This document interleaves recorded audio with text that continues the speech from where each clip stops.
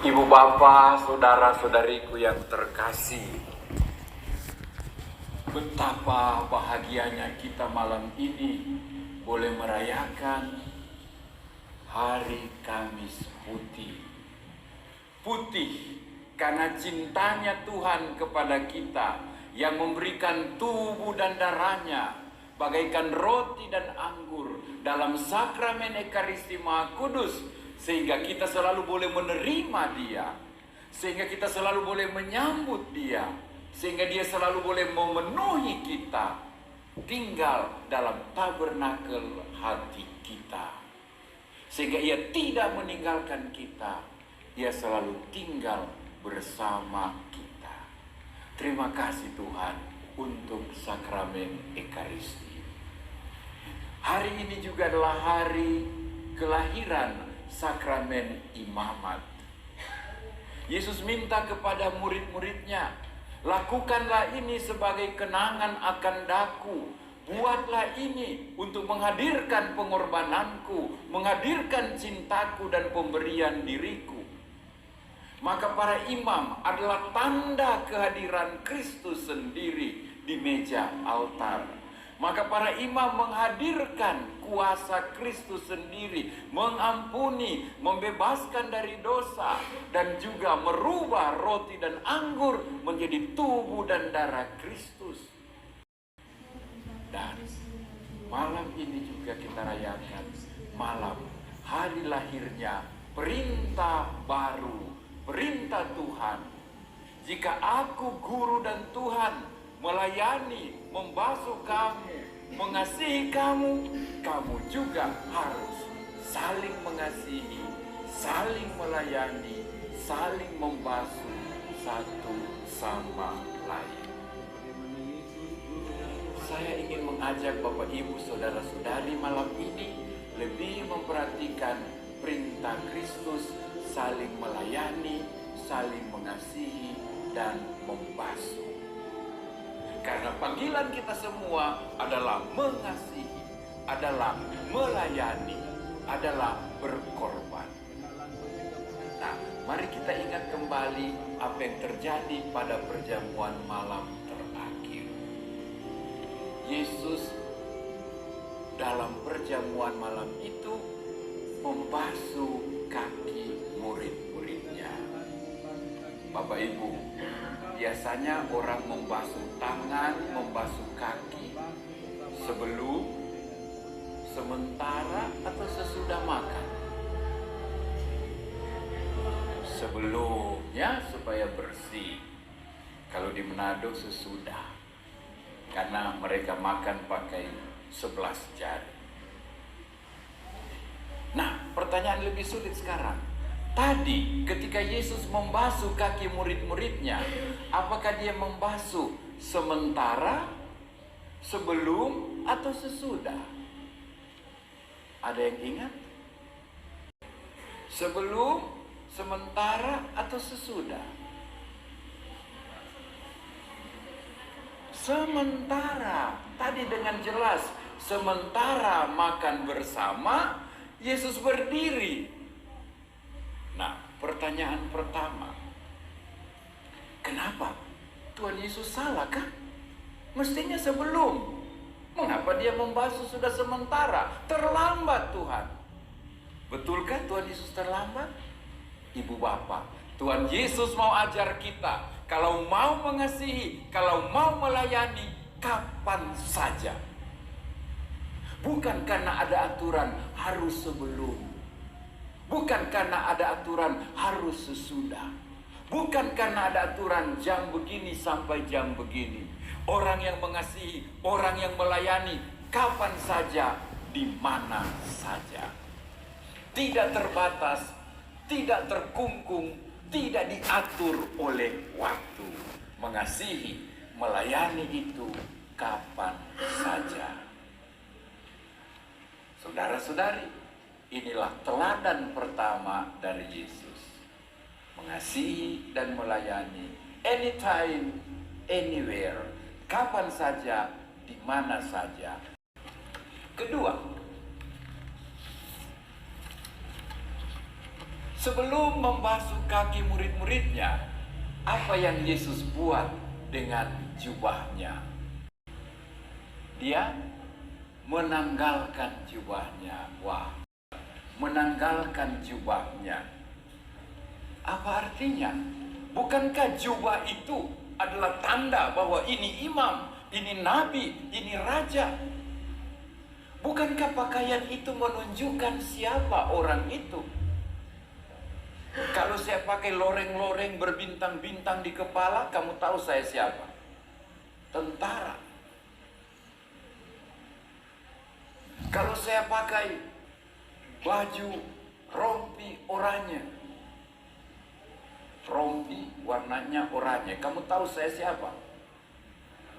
Tahanan KPK. Tahanan KPK. Betul. Karena pakaian itu menunjukkan siapa orang itu. Malam ini kamu pakai putih semua. Lambang kamu orang suci, orang kudus.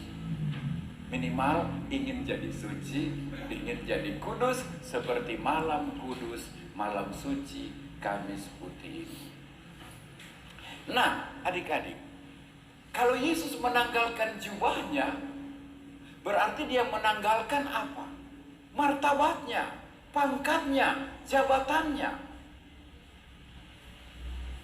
Apa maksud Yesus menanggalkan jubahnya? Pelajaran kedua, Yesus mau bilang, kalau mau mengasihi, kalau mau melayani, tanggalkan pangkatmu.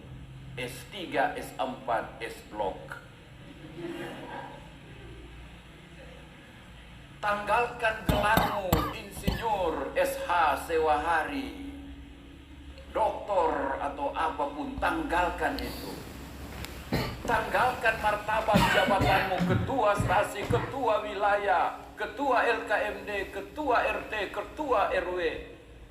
Jadilah bagaikan hamba yang tidak punya apa-apa, hanya punya hati dan tenaga untuk melayani. Sudah dua ya pelajaran dari Yesus. Mengasihi, melayani itu tanpa batas waktu, kapan saja.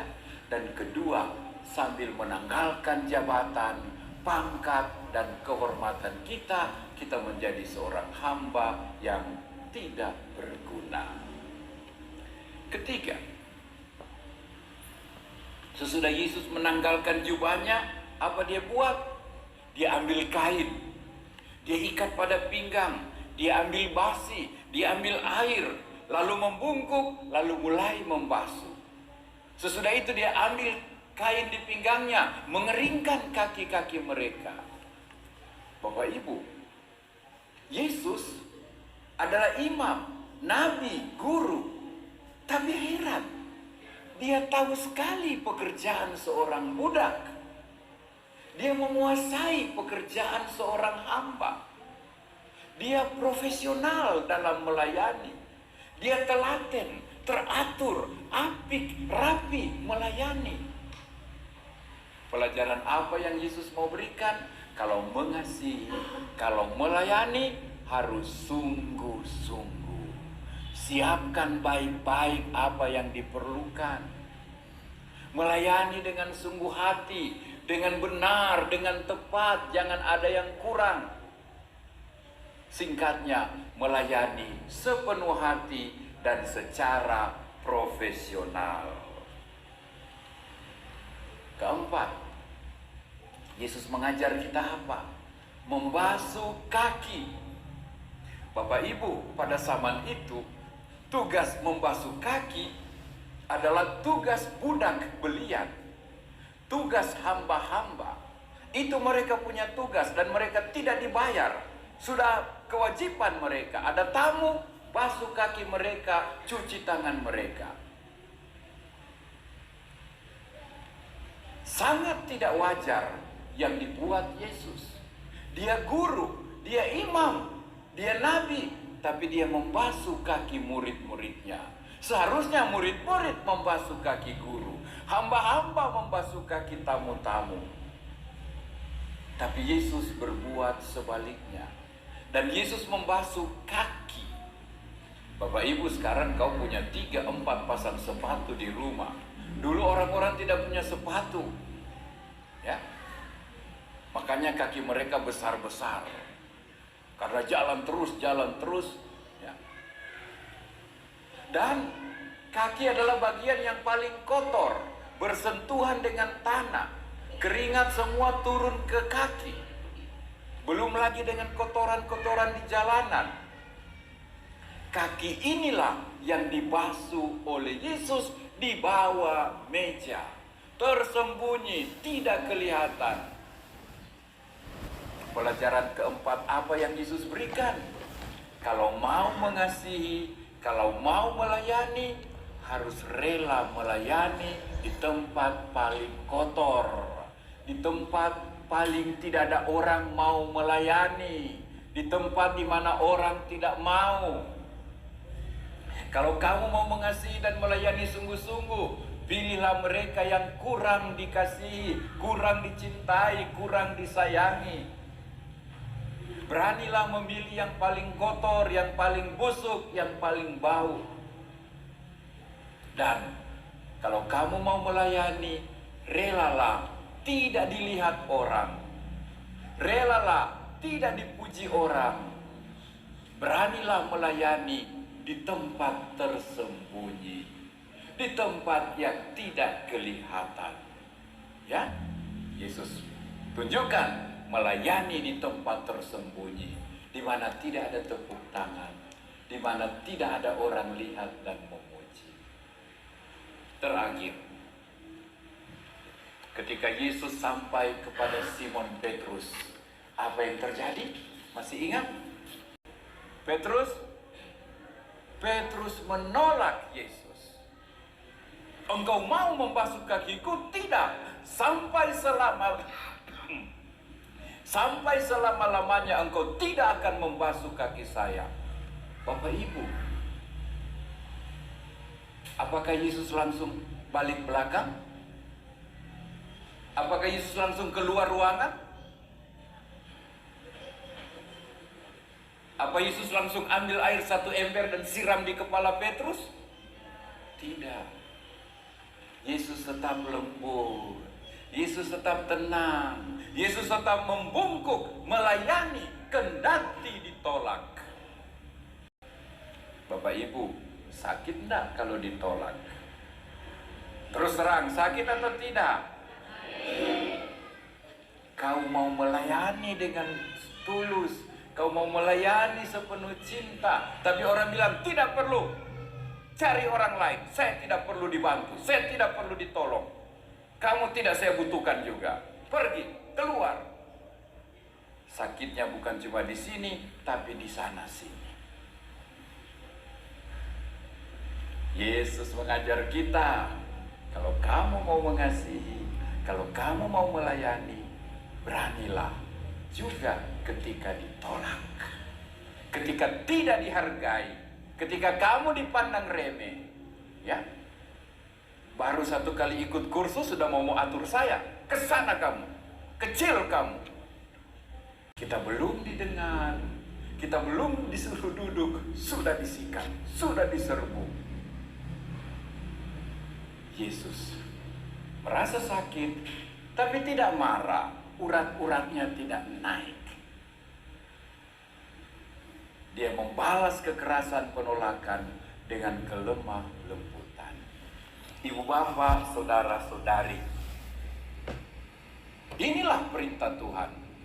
Jika aku guru dan Tuhan melayani kamu, membasuh kaki kamu, mengasihi kamu, kamu juga harus saling melayani, saling mengasihi.